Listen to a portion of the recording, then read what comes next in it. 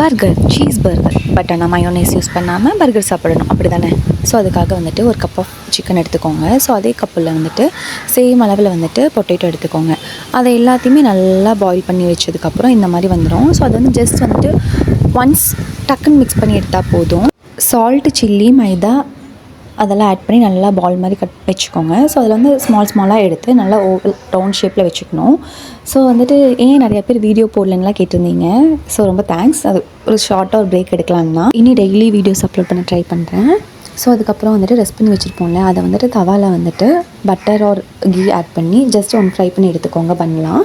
So பன்லாம் fry பண்ணி எடுத்ததுக்கப்புறம் நான் இங்கே soya sauce and red chilli sauce ரெண்டுத்தையும் மிக்ஸ் பண்ணி ஆட் பண்ணியிருக்கேன். ஸோ அது நம்ம ஆல்ரெடி ஃப்ரை பண்ணி வச்ச சிக்கன் அண்ட் வந்துட்டு ஆனியன், டொமேட்டோ அந்த மாதிரி சீஸ் எல்லாம் வச்சு நல்லா நார்மலாக பர்கருக்கு ஃபில் பண்ணுவோம்ல, அந்த மாதிரி ஃபில் பண்ணி வச்சுக்கோங்க. ஃபில் பண்ணி ஜஸ்ட் ஒரு 2 minutes திருப்பி போட்டு ஃப்ரை பண்ணி எடுத்துக்கோங்க. ஸோ பர்கர் வந்து ரெடி ஆயிரும்.